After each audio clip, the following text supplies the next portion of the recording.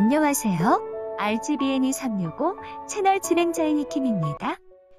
이 채널을 소개하면 유튜브 건강 채널입니다. 앞으로 내용은 역사적 인물들을 통해서 건강에 대한 문제점을 진단해보고 건강에 대한 지혜와 지식을 얻어 현대인들의 건강 생활에 조금이나마 보탬이 되었으면 합니다. 내용 구성은 정신건강에 초점을 두고 실생활에서 현대의학을 보완하는 차원으로 살펴보도록 하겠습니다. 건강하면은 모든 사람의 관심사이고 중요 내용입니다. 건강이 나빠져 생명을 잃는다면 천하를 얻은들 무슨 소용이 있겠습니까? 그럼 오늘의 주제에 대해서 말씀드리겠습니다. 링컨과 우울증입니다. 미국의 제16대 대통령이었던 링컨은 남북전쟁에서 북군을 지휘하여 점차적으로 노예 해방을 이루었습니다. 대통령에 재선되었으나 이듬해 암살당하였습니다. 그럼 링컨의 건강을 정신건강에 초점을 두고 육체적 건강은 짧게 살펴보겠습니다. 정신건강은 아버지 토머스가 확고한 기독교적 신념의 소유자라 매우 독실한 기독교적 틀에서 자랐다고 전해집니다. 링컨의 성장 과정, 가정생활, 사회생활 환경이 평탄치 못하고 이런 여러 가지 요인이 소극적이고 계속되는 불행들이 움츠러들고 우울증의 원인이 되지 않았나 여겨집니다. 링컨의 가족관계를 살펴보면 링컨의 어머니 낸시 앵크스는 친척집에서 자랐으며 22의 가난하고 우둔한 남자 톰 링컨과 결혼했습니다. 1809년 2월 12일 넉넉지 못한 목수 토머스 링컨의 아들로 태어났습니다. 애칭은 에이브입니다. 1818년 10월 우유병 즉 서양등골 나물이라는 독초를 먹은 소의 우유를 먹고 걸리는 병인 전염병에 걸린 어머니 낸시는 9살 된 에이브와 11살 된 세라를 두고 34세의 나이로 세상을 떠났다고 합니다. 링컨에게는 2살 위의 누라 세라가 있었습니다. 세라도 결혼 이후 아기를 낳다가 21살 나이로 일찍 세상을 떠났다고 합니다. 아빠 톰은 과부였던 사라 존스턴과 재혼을 하게 되었습니다. 사라 부인은 재혼 당시 미망인이어서 이남 일녀를 두었는데 이들은 링컨과 친형제처럼 잘 지냈다고 전해집니다. 링컨의 학력 수준은 링컨이 15살에 철자를 알고 더듬더듬 읽을 수 있었습니다. 링컨이 받은 정규 교육은 다 합쳐도 기껏해야 12개월을 넘지 않았습니다. 대신 기회만 닿으면 책을 빌려 읽었답니다. 그는 25년 동안 독서를 하고 부족한 공부는 독학으로 보충했습니다. 링컨의 첫사랑은 젊은 시절에 선술집 딸 엘러틀리지를 만나 사랑에 빠지게 되었습니다. 청혼까지 했는데 그녀도 링컨을 좋아하여 받아들였다고 전해집니다. 하지만 그로부터 몇 달 안가 안타깝게 그녀가 갑작스럽게 장티푸스로 사망하게 되었답니다. 슬픔에 빠져 한 2년 정도는 그 충격으로 폐인처럼 지냈다고도 합니다. 1842년에 메리토드라는 남부 출신의 부잣집 여성을 소개받아 결혼하게 됩니다. 그런데 공교롭게도 메리토드의 전 남친은 더글러스, 즉 링컨의 평생 정치적 라이벌이었다고 합니다. 링컨은 스프링필드에서 친구들의 도움으로 변호사로 일하기 시작했습니다. 그리고 대통령이 될 사람과 결혼하겠다는 신념을 가진 메리토드를 만나 1841년 1월 1일 결혼식 날을 정했습니다. 메리토드는 링컨을 만나기 전에 더글라스 즉 링컨의 정치적 라이벌과 교제를 했고 관계가 깨어지자 다음 후보인 링컨을 타겟팅했다는 설이 있습니다. 교육과 성장 배경, 기질과 취미, 사고방식 등 여러 면에서 서로 달랐던 링컨과 메리토드는 점점 사이가 멀어졌습니다. 급기야 링컨은 메리토드와 결혼하기로 한날 사라져 결혼식에 나타나지 않았습니다. 메리토드와 다시 만난 링컨은 1842년 11월 4일 그녀와 결혼했습니다.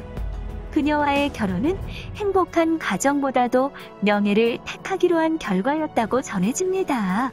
링컨 부부는 스프링필드의 하숙집에서 신혼을 시작했습니다. 당시 메리 토드는 남편 링컨을 수시로 성가시게 하며 괴롭혔다 전해집니다. 링컨은 집으로 가는 것을 끔찍이 싫어했다고도 합니다. 이처럼 링컨의 결혼 생활은 불행으로 시작되었습니다. 아내 메리 토드와의 경제적 갈등이 아주 심했다 전해집니다. 1844년 링컨의 가족은 스프링필드 팔벌로에 집을 장만했는데 아내 메리 토드는 무엇보다 링컨이 변호사 수임료를 적게 받는 것을 가장 불만스러워했습니다. 하지만 링컨은 소송을 의뢰하는 사람들이 대부분 자기처럼 가난한 사람들이라 도저히 많은 수임료를 받을 수 없었습니다. 한편 링컨 부인은 살림을 꾸리는 데는 알뜰했으나 남에게 과시하는 측면에서는 돈을 아끼지 않았다 합니다. 여러 면에서 알뜰했던 링컨의 부인은 시간이 지날수록 거칠어져만 갔다 합니다. 계속해서 1년에 두통거리를 남겼습니다. 때때로 그녀는 이성을 잃은 것처럼 행동했다 합니다. 이에 그토록 오랫동안 누구에게도 안 좋은 마음을 갖지 않고 관대했던 링컨조차 평정심을 잃을 정도였다 전해집니다. 의원이 된 링컨은 당시 벌어지고 있던 멕시코와의 전쟁을 약탈과 살인, 강도직과 불명예의 전쟁이라고 비난한 연설을 했습니다. 그로 말미암아 자신의 선거구에서 정치적 실패에 쓰라린 경험을 보았습니다. 6년 동안 다시 변호사로 순회 법정을 다녔습니다. 정치적 실패에서 회복하기 시작했지만은 일리노이주 상원 의원 선거에서 떨어졌습니다. 링컨은 또다시 자신의 변호사 사무실에서 일했습니다. 하지만 그의 마음은 이미 변호사 일에서 떠나 있었다 합니다. 이후 그는 정치와 노예제에만 관심을 기울인 것으로 전해집니다. 일리노이주 상원 의원 선거에서 링컨은 정치적 적수인 더글라스와 맞붙었지만 또다시 패배하고 말았습니다. 하지만 이런 정치적 경험은 2년 뒤 그가 대통령에 당선되는 밑거름이 되었다 합니다. 1864년 링컨은 대통령 재선에 성공하게 됩니다. 75만 명의 병사들을 앗아간 4년간의 남북전쟁은 버지니아주의 작은 마을에서 끝이 났습니다. 1865년 4월 14일 워싱턴의 포드 극장에서 존 윌크스 부스에게 암살당한 링컨은 그 다음날 숨을 거뒀습니다. 그런데 부스는 애국적인 열망이나 상업적 동기에 의해 링컨을 암살한 게 아니었습니다. 그는 단지 유명해지기 위해 링컨을 암살했던 것이다 합니다. 그럼 링컨의 우울증과 불면증의 원인에 대해서 살펴보겠습니다. 전쟁 중에도 링컨에게는 악재는 계속되었습니다. 언론은 연일 링컨에 대해 비판적이었고 남부 대농장 부호의 딸인 영부인 토드까지 조롱하고 나섰습니다. 공화당 내부에서도 대통령이 살인이기 때문에 사태가 이렇게 됐다는 말까지 나돌았습니다. 게티스버그 전투에서 북군이 승리하기 전까지 링컨은 정치적으로 심각한 리더십 위기에 시달렸습니다. 링컨은 기질적으로 우울증을 타고났습니다. 하나뿐인 남동생은 어릴 적 죽었습니다. 어머니도 돌아가셨습니다. 누나 역시 유산 후 몸 관리를 잘못해 죽었습니다. 첫사랑인 앤 러틀리지도 죽었습니다. 결혼 후에는 두 아들 에디와 윌리가 죽었습니다. 링컨은 4명의 아들을 두었지만 3명이 18살을 넘기지 못했습니다. 아이들을 사랑했던 링컨은 아이들을 잃고 우울증이 심해졌다 전해집니다. 링컨은 일평생 극심한 우울증에 시달렸다 합니다. 링컨은 평생 불면증에 힘들어했다고 전해집니다. 링컨은 우울증을 치료하기 위해 강력한 우울증약을 복용하다 약의 부작용을 알고 중단했다는 설도 있습니다.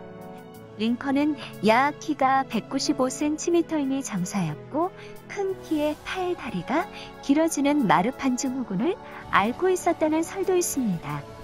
이상으로 링컨이 성장 과정부터 계속되는 불행 앞에 우울증과 불면증을 겪을 수밖에 없는 상황을 알게 되었습니다. 링컨의 우울증을 쓴 조슈아 울프생크는 링컨이 우울증을 이긴 과정을 3단계로 묘사했습니다. 공포에서 그 다음 교전 마지막 초월 단계, 자기를 두렵게 하는 모든 일에 무릎 꿇지 않고 전투를 치러 이겨냈다는 말이라고 합니다. 데일 카네기는 링컨의 기도에서 기도로 그때마다 정신적인 우울증을 견뎌나갔다라고 기록하고 있습니다. 이상으로 정신적으로 링컨 대통령이 우울증을 겪을 수밖에 없었던 상황을 살펴보았습니다. 그럼 다음 영상에서 만나볼게요. 감사합니다.